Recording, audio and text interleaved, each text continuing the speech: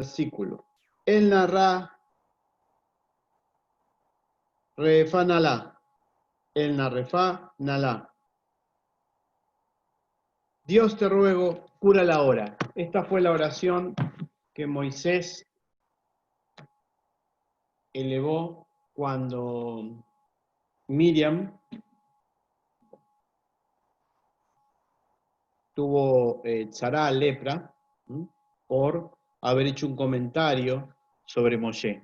Es una oración muy corta, de 5 palabras, pero muy efectiva. La oración que se hace con toda la intención del corazón, por lo que nos muestra la Torá, siempre llega a Dios y de ella obtenemos una respuesta. ¿Cómo llegó este acontecimiento a suceder? ¿Cómo es que Miriam, la hermana de Moshe, y Aarón hicieron un comentario a espaldas de Moshe y de alguna manera criticando algo de Moshe? Les recuerdo que Moshe era el único que entraba en el Kodesh HaKodashim, en el lugar santísimo, y hablaba directamente con Dios, traía las noticias y todo el pueblo hacía lo que él decía. Es decir, ¿qué llevó a estas dos personas, que son sus familiares más directos, a hablar de una manera despectiva de Moisés sin decírselo a él? Vamos a tratar de llegar a esto. Para poder entender esto tenemos que recorrer todos los acontecimientos de esta para allá. Primero de todos es el encendido de la menorá. Aarón es el encargado de encender la menorá. La menorá tenía 7 nerot, no son velas, sino vasijas en las cuales se ponía aceite y se encendía el aceite. Si son 7, son una central y 3 laterales. Las 3 laterales de izquierda y derecha no tenían que apuntar hacia el frente, sino apuntar hacia el centro. Y Aarón no las encendía mirando al frente de la menorá, sino desde la espalda de la menorá, o sea, desde atrás, indicando que la luz está para alumbrar al otro, no para alumbrarse a sí mismo. Si yo prendo desde el frente, lo primero que hago es ver la luminosidad. Entonces la luz me alumbra a mí. Y mí y yo no cuentan. El amor es para darlo, no para reservarlo, para tenerlo. Bueno. Inmediatamente después se produce la consagración de los Levín delante de todo el pueblo. ¿Y cómo se los iba a consagrar? Bueno, se los iba a rociar para Adumá con las cenizas de la vaca roja, que era lo que curaba la tzará, entre otras cosas. Tenían que depilarse todo el cuerpo, y también les pide Dios en la Torá que cambien sus ropas. ¿Por qué cambiar las ropas? La ropa, en el contexto de la Torá, implica el mérito. Hay un mérito, cada avance de la persona es un nuevo ropaje, es una nueva forma de vestirse. En el misticismo, vestirse e iluminarse es exactamente lo mismo. Son intercambiables. Entonces, encender la menorá es como vestirla. Y a su vez, vestirse correctamente es como encender la menorá. Pero ¿qué es vestirse? En el aspecto simple es la ropa. En el aspecto espiritual es cubrirse con el mérito de tratar de vivir los mandamientos o de vivir la voluntad divina expresada en los mandamientos de la Torá. Bueno, otro acontecimiento interesante. Había gente que no había podido hacer Pesaj, el primer Pesaj en el desierto, porque estaban impurificados por cadáver. Se entiende, se interpretó esto que es los huesos de Yosef, que fueron transportados según Yosef pidió que sus huesos no queden en Egipto, entonces fueron transportados en el desierto y esta gente no pudo hacer Pesaj, el primer Pesaj, entonces aparece Pesaj Sheni, el segundo Pesaj a los 30 días. El otro acontecimiento que tenemos que tener en cuenta también es la forma de ir de un lugar al otro. Para eso el Mishkan tenía una nubecita que representa la presencia divina y la misericordia divina, la cual cuando se elevaba y se movía, tenían que desarmar todo el Mishkan, para eso estaban los levitas, que habían sido consagrados previamente, y seguir la nube. Cuando la nube paraba, tenían que volver a armar el Mishkan y la nube se posaba sobre el Mishkan. Siempre caminaban en el desierto de día, nunca de noche. Entonces, a la noche, la columna de nube se transformaba en la columna de fuego. Acuérdense que la nube es la misericordia y el fuego es la justicia. Midat Adim, justicia, Midat Arajamim, la misericordia. Quiere decir que en la oscuridad, ¿qué se produce en la oscuridad? Midat Adim, el atributo de justicia divino. La noche es para el atributo de justicia divino y el día es para el atributo de la misericordia. A su vez, fíjense qué interesante que los seres normales dormimos de noche y vivimos día. Hay seres que son anormales y se hacen al revés, ¿no? Pues eso es otro tema. El conjunto general, ¿qué es lo que hacemos? Nuestro organismo, ¿cómo está preparado? Para actuar con la luz solar y para menguar y dormir con la oscuridad. Quiere decir que en el momento de la misericordia divina es la acción y en el momento del juicio divino es el reposo. Y cuando viene el reposo, ¿qué pasa? Soñamos. Y cuando soñamos, ¿qué pasa? A veces tenemos pesadillas y a veces no. Y a veces tenemos sueños lindos. A veces tenemos algún mensaje divino y a veces algo que en la mente nos está dando vuelta trata de solucionarse a la noche, porque durante el día no lo pudimos solucionar. Todo eso es el atributo de justicia divino que se manifiesta de distintas maneras. Bueno, frente a todo esto que está muy bonito, toda la organización social, los levitas, la nube, el Pesaj, frente a todo esto, vino el problemita. Quería comer carne. ¡Ay, señor! ¡Queremos carne! ¿Y por qué pidieron carne? Si ellos tenían vacas y ovejas que habían sacado de Egipto.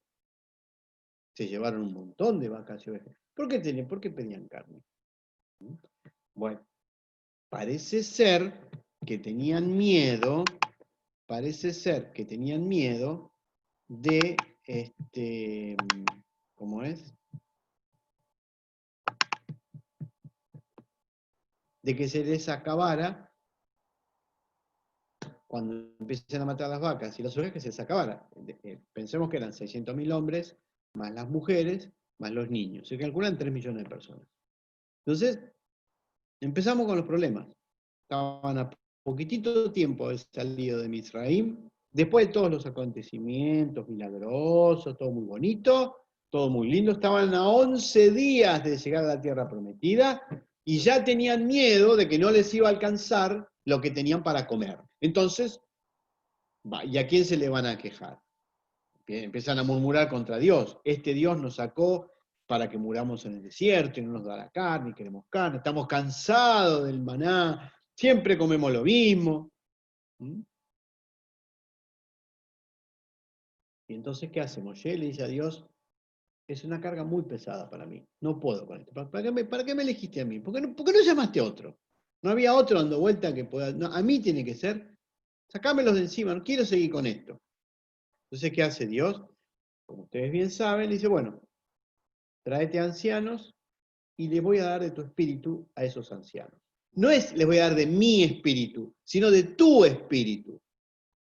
Quiere decir que Moshe iba a compartir de sí mismo con los ancianos. Y se forma 70 ancianos, 6 ancianos de cada tribu, 12 tribus, 6 por 12, 72, quedan 2 sin ser mencionados. Pero, como todos muy bien recuerdan, porque seguramente leyeron la parashá, Eldad y Meidad también reciben el Espíritu Santo, la conexión con Dios, y empiezan a profetizar.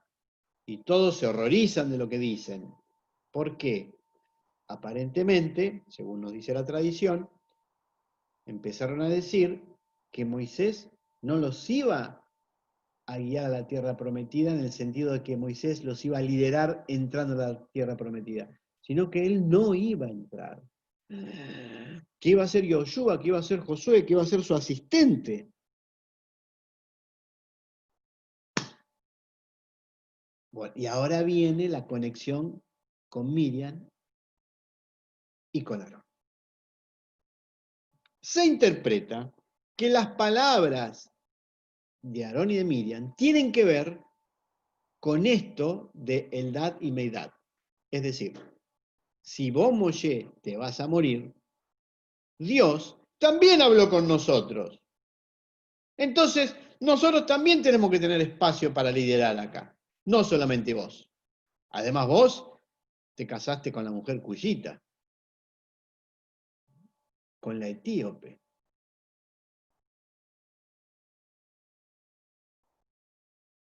Entonces, ¿qué es lo que hace Dios? Lo llama Moshe, vení, juntate con tus familiares, con tus más cercanos, con los que vos confiás, con el sumo sacerdote y con Miriam, la profetisa. Esos dos te clavaron un puñal en la espalda. Bueno, entonces Dios les dice a Miriam y a Aarón, ¿a ustedes no les he dado sueños y no les he mostrado visiones? Sí, por nosotros. Primero los infla. Sí, tenemos razón. Y después Dios dice, pero a Moisés es el único con el cual hablo boca con boca, rostro con rostro. ¿Se dan cuenta que están equivocados? Acto seguido, Miriam, lepra. Acto seguido, Aarón, metí la pata. ¿Qué hago? Ay, no, que no nos ataquen a la lepra. Ay, perdónanos, hermano. Enseguida, retrocede. ¿Qué hace Moshe? Moshe tenía dos opciones, y ahí vemos la grandeza de Moshe. Enojarse con Miriam o la frase que les leí. Cúrala, Señor, ahora. Pero, cometido el error, Miriam tiene que aprender. Entonces estuvo 7 días fuera del campamento hasta que se curó de la lepra. Y Aarón se salvó porque hizo teshuvá. Pero también es la marca de Aarón, con el becerro de oro y con el acontecimiento de Miriam. Es la marca de Aarón. Después, con los madianitas, va a volver a pasar lo mismo. Va a tener que ser otra persona la que cele el celo de Dios. Eso es Pinjas, eso lo vamos a ver más adelante. En vez de ser él, que es el sumo sacerdote, un nieto de él es el que va a intervenir para que Israel deje de cometer idolatría. Eso nos muestra que Moshe, en el fondo, estaba solo.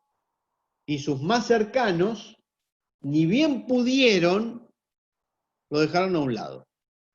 Lo que Aarón y Miriam no sabían es que ellos tampoco iban a entrar a la tierra prometida, porque los dos murieron antes. ¿Se dan cuenta de lo que es la Yonará? Hablar mal de otro, juzgar al otro y creerse que uno tiene que estar en el lugar del otro. Así que la jugada a Miriam y a Aarón le salió muy mal. Y las consecuencias fueron las que les he descrito. Ahora bien, vamos a retroceder un poquito y vamos a ir a esto de la gente se quejó.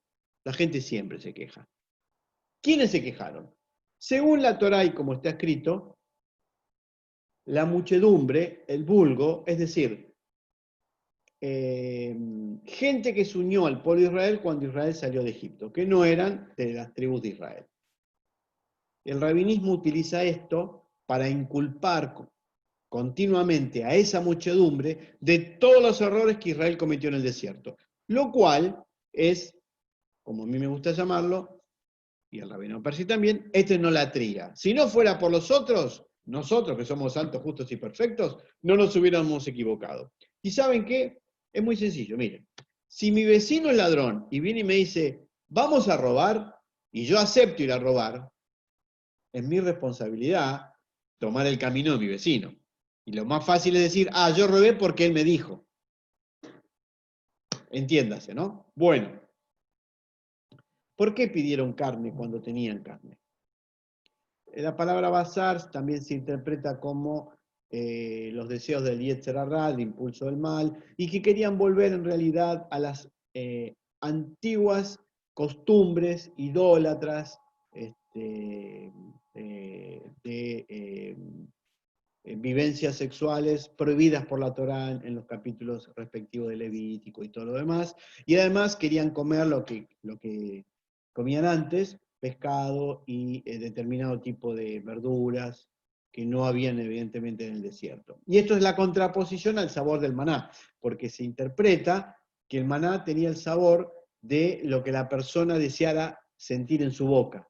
A mayor nivel de evolución del espíritu, del alma, la persona tenía una mayor capacidad de comer, de sentir que estaba comiendo asado, milanesa, hamburguesa, verdura, fideos. Ese es el interjuego que se hace, que se piensa. Lo interesante, y es a donde quiero llegar con todo esto, es que en el relato general, la gente tenía para beber con la roca de Miriam, tenía para comer con el maná. Vivían en tiendas y nunca las tiendas se destruyeron por algún acontecimiento de la naturaleza. Dice la Torá que el calzado no se les gastó y que la vestimenta nunca se les echó a perder. Mientras la presencia divina estaba con ellos, no tenían necesidades de ningún tipo. Ahora, estando la presencia divina con ellos, aún así, la gente, esa generación, se rebelaba contra la voluntad divina. Quiere decir que por más que Dios esté con nosotros, nosotros tenemos la tendencia a rebelarnos. Y quiere decir que aunque nos rebelemos, la presencia de Dios sigue estando con nosotros. Pero cada vez que nos rebelamos, vamos perdiendo un grado de proximidad con la divinidad. Próximamente vamos a ver que Moshe va a mandar a los exploradores a la Tierra y que van a venir con todo el recurso, de que no vamos a poder, y no se puede, y no se puede. ¿Pero cómo? Dios los sacó, le dio los milagros, le dio la Torá, y no van a poder contra los pueblos de Canaán. Entonces, en la medida que te vas alejando de la divinidad, van viniendo todos los problemas. Y en la medida que te vas acercando, van viniendo todas las soluciones. Ayer les preguntaba en el Kabbalah Shabbat, ¿y a qué se dedicaba la gente? ¿No tenían que trabajar? ¿Tenían ropa? ¿Tenían calzado? ¿Tenían casa? Todo el día, ¿a qué se dedicaban?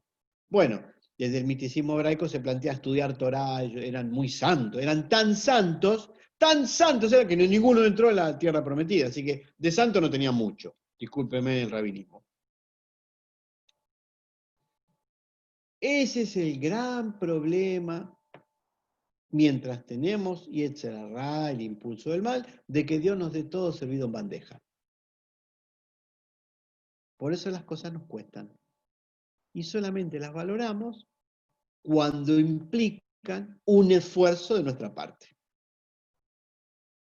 Y es más, es muy interesante que entrar a la tierra prometida no es entrar al Shabbat, sino te voy a dar tierra, vas a tener que trabajarla, vas a tener que traer el diezmo, vas a tener que hacer esto, vas a tener que descansar en Shabbat, vas a tener que descansar en Shemitah el séptimo año. O sea, vas a tener que hacer. No es que porque se te da todo, ya está, te tirás a hacer la plancha. Tipo argentinos. Si no, no. Te lo doy todo, pero tenés que trabajar. Fíjense ustedes en la Torá, en el comienzo de la Torá, cuando Dios pone al hombre en el jardín del Edén, en Córdoba, ¿qué es lo que hace? ¿qué le dice al hombre? Vas a tener que guardar la tierra, vas a tener que guardar la tierra, y te vas a tener que ocupar del jardín del Edén. No es, yo te puse ahí, bueno, tenés todo el día libre. No, no, no, no, no. No, no, no. Siempre hay algo que hacer. Siempre hay un mandamiento que cumplir. Cuando buscamos la libertad, ¿eh? Y esto se ha enseñado terriblemente mal, muy mal, en el espíritu tenés libertad. Entonces, haz lo que quieras, porque tenés libertad. No. La libertad es hacer lo correcto en el momento correcto, de la manera correcta, aislados y alejados de nuestra voluntad propia y egoísta. Eso es ser libres. A ver, ¿qué pasaría si Dios necesita que uno de nosotros, por lo que fuere, atienda al vecino y no quiere porque es egoísta?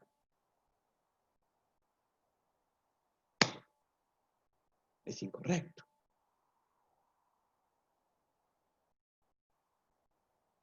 Entonces tenemos dos opciones. O seguimos nuestro impulso del mal, que es egoísta, quiero carne y no quiero matar mis vacas. Quiero que Dios me dé.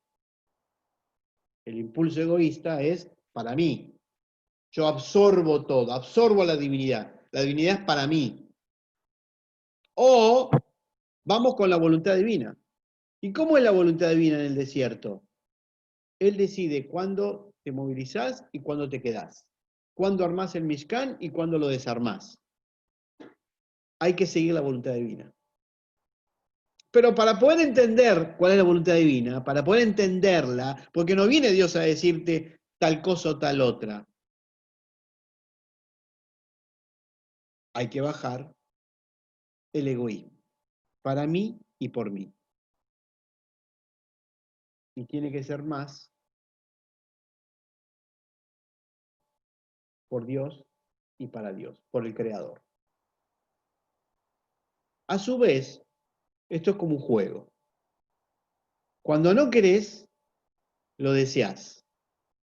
¿No? Lo deseás, yo Dios y Dios, la voluntad de Dios, amo a Dios y después hago lo que quiero. Lo deseás. Cuando no lo tenés, lo deseas. Cuando Él viene y te da todo, como Israel en el desierto, bueno, ahora yo quiero. Como tengo, quiero. Y ahí nos volvemos a alejar. Recuerden que esa misma generación le había pedido a Dios cuando estaban esclavos, le rogaban a Dios, ay, y Dios escuchó los ruegos, sácanos, queremos ser libres, el yugo de los egipcios. Y cuando Dios los saca, ahora queremos volver. Porque tenían que pelear consigo mismos para poder seguir a Dios. ¿Entienden este interjuego? Bueno, ¿qué hubiera pasado si hubieran sido obedientes? En 11 días entraban a la tierra prometida. ¿Cómo terminaron? Todos muertos en el desierto, menos las mujeres y los niños y la tribu de Leví, yo más no recuerdo, que fueron los que pudieron entrar a la tierra prometida. Bueno, ¿qué hacemos con nuestra vida? Bajamos todo esto al año 2020, junio, pandemia, todo es lo que nos toca vivir a nosotros. Esto es como un azote de Dios que vino a la humanidad entre tantos otros y que Dios nos hace vivir a nosotros, vivirlo.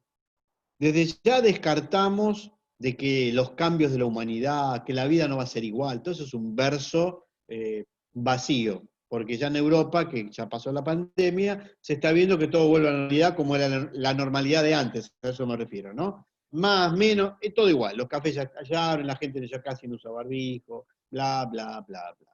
Ya. Vamos a volver a lo mismo, de una manera u otra manera, volvemos a lo mismo. El cambio nunca está afuera, el cambio está adentro, el cambio está adentro, no está afuera. Bueno, ¿qué hacemos con nuestra vida? Y bueno, con nuestra vida hay tres caminos, miren. Que Dios se haga cargo de mí, solamente me ocupo de hacerme cargo de mí, o al intermedio. Que Dios se haga cargo de mí, como en el desierto. Dios te saca, Dios te da, Dios te lleva, Dios te guía y vos pedís. Claro, que el otro se haga cargo de nosotros mismos. Esto en la religión, ¿cómo es? Es el asceta. Que otros se ocupen de mis necesidades. Siempre hay un otro que se va a ocupar. Porque si vivís de la limosna de otro, el otro tiene que ir a trabajar para conseguir ese dinero para dártelo. Si no existe el abandono absoluto y completo. Si perteneces a una religión y vivís con un sueldo de esa religión, en una institución, hay un otro que pone el dinero para que la institución te sostenga. Siempre hay un otro que te sostiene. O sea, que otro se haga cargo de mí. Yo con el Señor. Es la más fácil. Con el respeto que me merece ese camino. El otro camino. Me ocupo de las necesidades que tengo. Todas esas son necesidades del cuerpo. Comer, dormir, enfermedad, techo. Necesidades básicas. Me ocupo de eso y mi vida es eso. Mejor auto, mejor casa, poder, mejor ropa, mejor. Uno, el primer camino es solamente la divinidad y que otro se haga cargo de mí. El segundo camino, solamente yo, para mí y por mi propia felicidad. Y el camino del medio, que es el camino que nos enseña la Torá.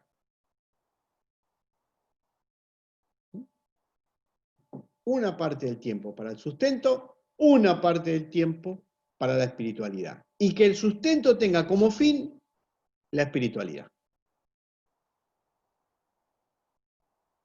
Por eso, cuando Israel iba a entrar a la tierra prometida, tenía toda una serie de dictámenes. Bueno, ahora vas a tener una tierra que produce leche y miel, todos van a tener tierra, pero vas a tener que dedicarte a trabajar un poquitito.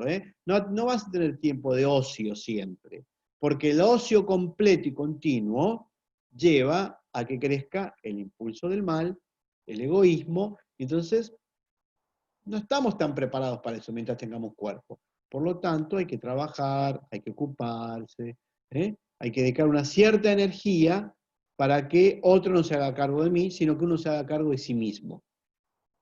Si esa generación se hubiera hecho cargo de sí misma, el maná tenía sabor a carne. Sin embargo, ya que Dios nos sacó, que Dios se ocupe de nosotros. O sea, ocupate, Dios. Ocupate vos.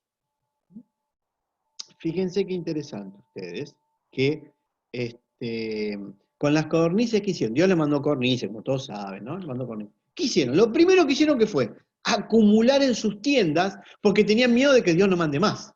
O sea, no les alcanzó que mandaba el maná todos los días, sino que cuando manda carne, no, por ahí no manda más, entonces se podría y comían durante 30 días. Ahí vemos el egoísmo. El egoísmo que te lleva al temor a la carencia, no voy a tener, me va a faltar. Y es al revés. Es, no va a faltar, Dios va a enviar, ocupemos bien el tiempo. Y es más, es tanta la abundancia divina cuando dejamos de pensar en nosotros que sobra. Y es tanta la carencia divina cuando pensamos en nosotros que sufrimos. Así que en ese sentido depende mucho de nosotros. Si nos paramos desde la carencia, no va a haber carne. Y Dios te está dando el maná que tiene sabor a lo que quieras. Frutilla con crema, chocolate, ¿qué más le gusta al rabino? Ya de paso ya saben, ¿eh? Un asadito. Cuando me quieran invitar a sus casas, ya saben, ¿no? Tienen clarita la cosa. ¿Estamos? ¿Se dan cuenta? El maná te lo da. Es decir, todo esto es una idea, ¿no es cierto? Dios te lo está dando. Si te parás desde el egoísmo, para mí, por mí, solo por mí, hay carencia y hay pobreza.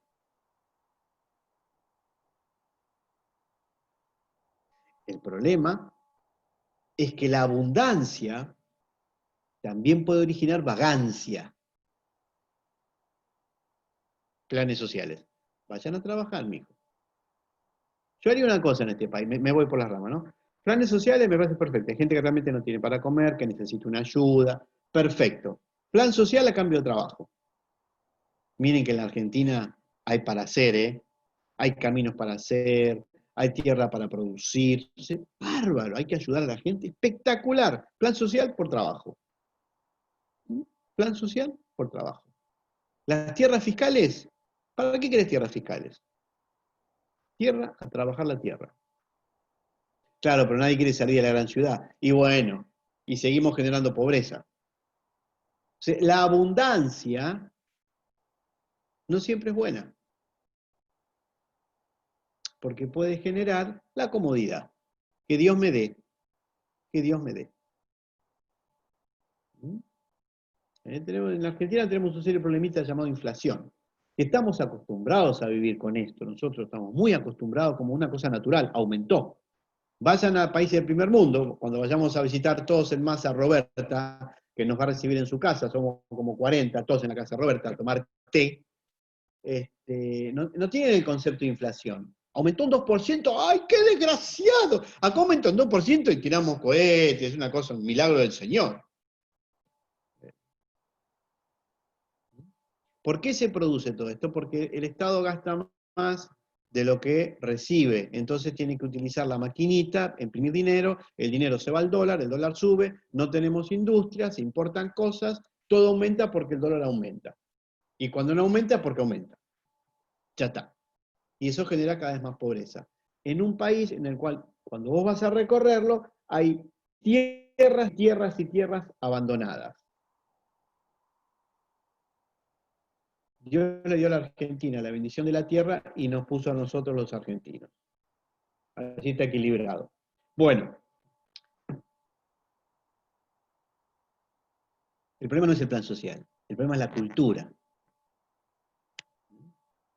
¿Qué pasaría si a un barrio muy despojado, de gente que es muy pobre, que lamentablemente es muy pobre, le ofreces una escuela, un hospital, rutas, transporte y le ofreces tierra para que la vayan a trabajar? Lo sacarías de la pobreza. Le darías educación a sus hijos, y sus hijos después estudiarían, y entonces saldrían, lamentablemente, de tanto sufrimiento. Pero para eso tiene que haber una voluntad política, una voluntad económica, el tema es largo y complejo. Pero si no nos ocupamos, nunca vamos a salir, vamos a tener un país mejor. Listo, cerramos Argentina. Volvamos al concepto, porque si no Roberta se nos va a dormir, porque ella no tiene esos problemas en Italia. Ella, en Italia tienen otros problemas, si se van a París o si se van a Madrid. Nuestro problema es si vamos en colectivo o si pagamos un remis. Fíjense la diferencia, ¿no? Bueno, en fin. Israel en el desierto. Dios con Israel guiándolos y la gente rebelándose continuamente. Que Dios esté con nosotros no significa que no nos rebelemos al camino que Él nos tiene. Esa generación no sabía que no iba a entrar a la tierra prometida. Imagínense si Dios se lo hubiera dicho, ¿no?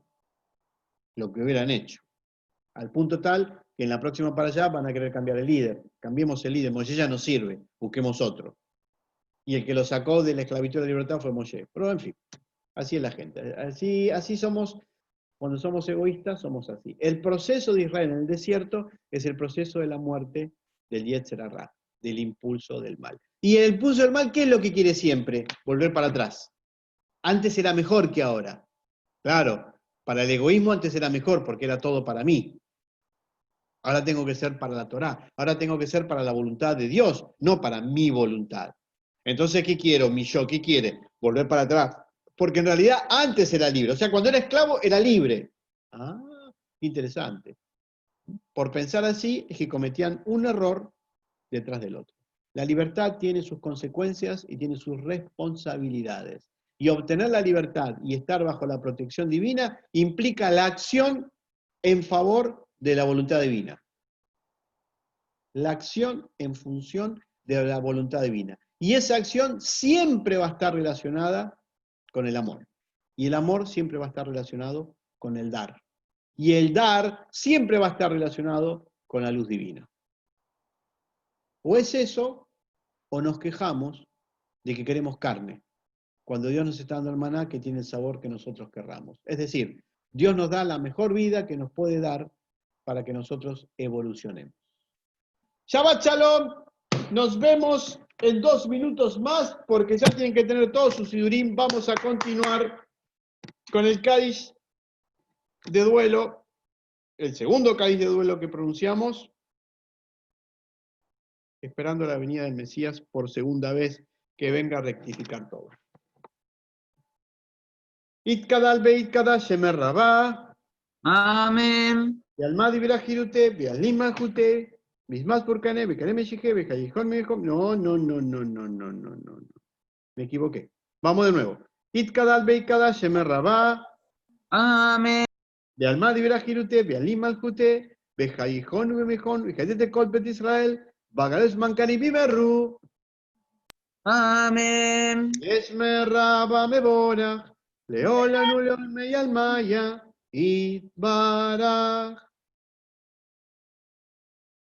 Itbaraj istabaj, bitbar bitaman ben nase, beital vitalal sheme de kudesha, Trihu. yalami kol bichatá beshirata, tus bechatá benekemata, damiran baba mimerru, Amén. y es le marraba mismaya, bejavinto bimaleinu, balcol Israel bimerru, Amén. José shalom bin Roma, uyase shalom, aleinu balcol Israel beimru.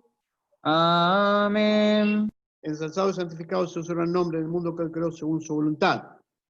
Que Él establezca su reinado y durante vuestras vidas y vuestros días y durante la vida de toda la casa de Israel, rápidamente y en una época cercana, y digamos, Amén.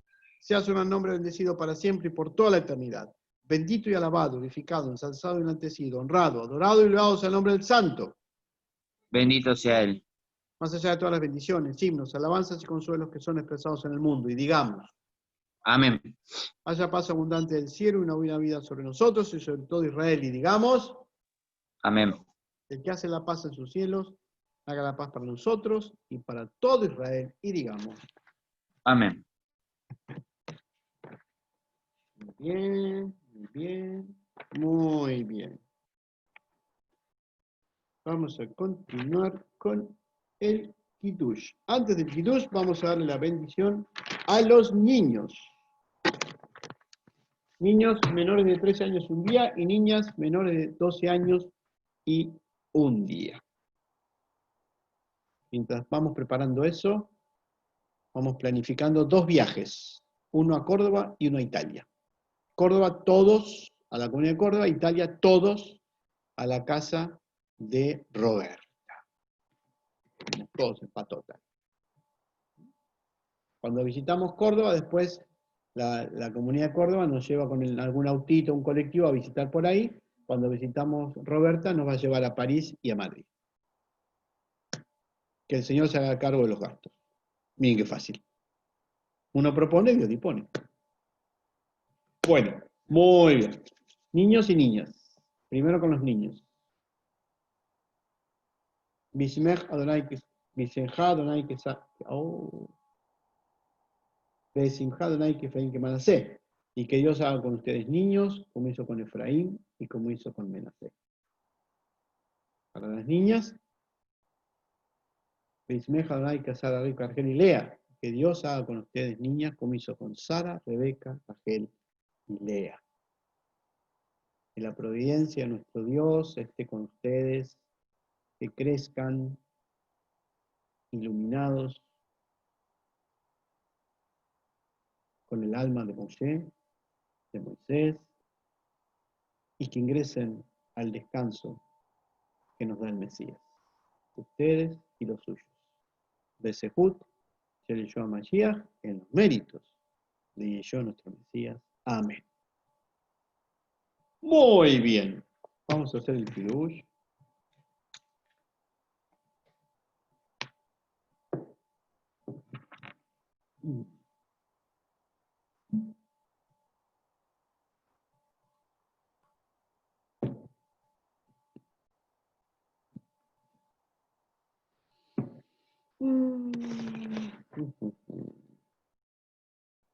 Vayan Rubén Israel, Tashabat, la Sote, Tashabat, de Dortam, Britolam, Bene Israel, Otile Olam, que Yese Yamina, Soden, Tashamay, Betares, vayan a subir Shabbat, Bainafash.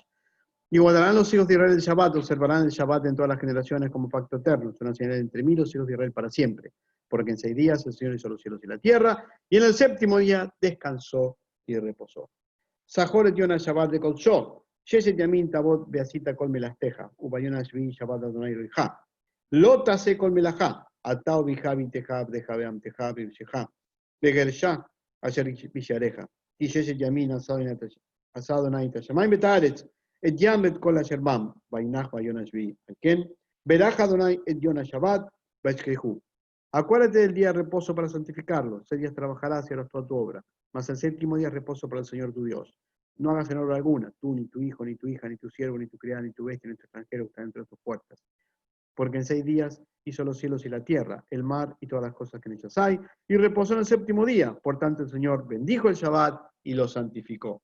Baruch atah Adonai, Elohim melech haolam, boré priagafen. Amén. Bendito eres tú, Adonai, de nuestro reino universo, creador del fruto de la vid. Baruch atah Adonai, Elohim melech haolam, amotzei lechem min haaretz. Amén. Bendito eres tú, Adonai, de nuestro reino universo, que hace brotar el pan de la tierra. Amén. Alto mucho. Bueno, vamos a cerrar con la bendición arónica. Cuando les cuento en 2 minutitos, cuando viajé a Israel por primera vez, aparte de haber leído y haber visto películas y todo lo demás, ahí me di cuenta, a ciencia cierta, que todas las cosas que me hablaban sobre Israel eran ciertas. Por ejemplo, Israel es un estado denominado capitalista, ¿sí? Pero es un capitalismo de estado. No es un comunismo, ¿no? Capitalista, comunista, no es un comunismo, un capitalismo. Pero un capitalismo de estado. Entonces, ¿qué necesita la población? Y necesitamos más manzanas. Bárbaro. Entonces viene un agricultor y te compra un campo y va, si no producís el campo, pagas una fortuna de impuestos, tenés que hacerlo producir. Cuando vas a producir, tenés que pedirle permiso al Estado de qué vas a producir. ¿Por qué?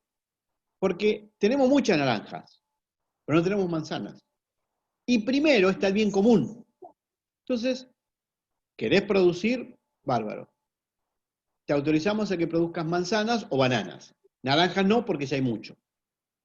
De esa manera, se beneficia toda la gente. Y se beneficia al agricultor que puede producir. ¿Estamos de acuerdo? Bárbaro. Y así con un montón de cosas. De manera tal de que el Estado interviene, pero no para expropiar o para tener poder político o para gobernar eternamente el partido de turno, como pasa en países como el nuestro, sino por el bien común. ¿Qué necesitamos en el bien común? ¿Qué es lo que necesita la nación, el Estado, de la producción de la tierra?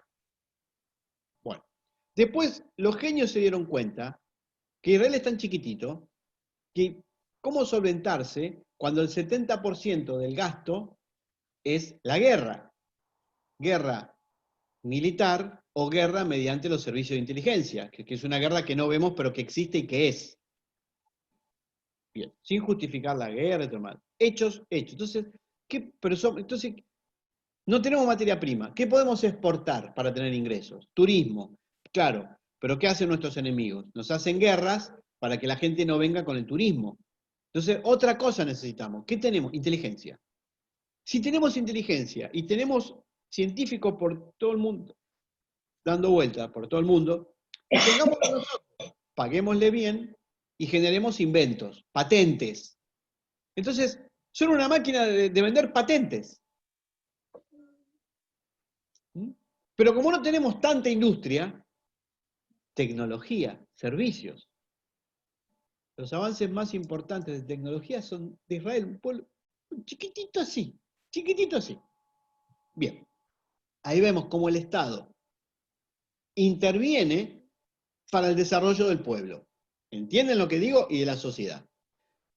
Esa es mi referencia cuando hablo de los planes sociales. Obviamente hay gente que es muy pobre y que necesita ayuda del Estado. Eso es un obvio. Eso es un obvio.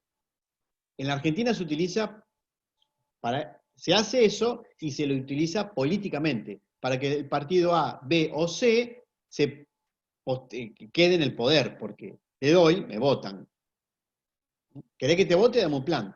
Me diste el plan, te voto siempre. Listo, y se perpetúa en el poder. Cuando vemos nuestra tierra, nuestro país no está explotado. Producimos alimentos y tenemos gente que no come. ¿Qué pasa en el medio? En el medio hay un Estado que está ausente. Porque el Estado no es independiente. El Estado en este país tiene que ver con el partido político de turno. Y toma medidas para el partido político de turno. Si tomara medidas para una visión, para un proyecto de país, entonces pasaría lo que pasa en San Luis, en donde bajan los impuestos y las industrias se van a instalar a San Luis. No estoy ni con el partido A ni con el partido B. Si se quiere, se puede. Yo, a Dios gracias, viajo mucho al sur. Y cuando viajas al sur, ves tierras y tierras abandonadas, y este de tal dueño, bueno, ¿produce o no produce? No la produce, le cobras un impuesto. No lo quiere pagar, el Estado lo compra. Si el Estado lo compra, no lo expropia, se lo vende a privados que quieran producir. Y si no quieren producir los privados, entonces a las personas que realmente tienen necesidad, que hay mucha gente que tiene necesidad, le das una parcela de tierra, le pones una escuela, le pones un hospital, y le decís qué puede producir ahí, y lo mandás a trabajar. Producen, y el Estado después va a cobrar impuestos de lo que se produce. Y es una rueda que va a hacer que de a poquito la pobreza en Argentina vuelva a desaparecer. Pero parece que tener proyecto de país, ganas de pensar a futuro, juntarse el partido A con el partido B, con el partido C, y dejar de pensar en la quintita para pensar entre todos. Mientras seamos tan egoístas los argentinos, va a ser difícil. Mientras el porteño piense que el porteño es argentino y el provinciano es cuasi argentino, todo va a seguir concentrado en una ciudad muy pequeña, que es Buenos Aires, que es una gran ciudad, pero es un punto del país. Esto va a quedar abandonado. ¿Se acuerdan, los que son viejos como yo, la idea de Alfonsín de cambiar la capital a Viedma, que era una locura? Tenía como idea eso, descentralizar la industria para llevar todo eso a otro lugar del país y entonces cambiar la mentalidad. Pero bueno, son ideas demasiado grandes para un país con una mentalidad tan pequeña como la nuestra. Ese es el otro problema, ¿no? Por lo tanto, cuando les hablo de los planes sociales y todo demás, no es que estoy en contra de que a la gente hay que ayudarla. Pero la mejor ayuda es el trabajo y la educación. Trabajo y educación. Porque eso los va a sacar de la indigencia. Y les va a dar un futuro a sus hijos. No, Eli, ¿te puedes quedar quieto, papito? Ok. Bueno, voy a cerrar porque ya hay mucho ruido.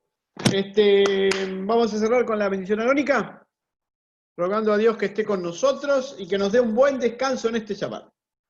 Yevarejeja Adonai. Baruch Baruch Shemo. Beishmereja Yaer Adonai. Baruch Baruch Shemo.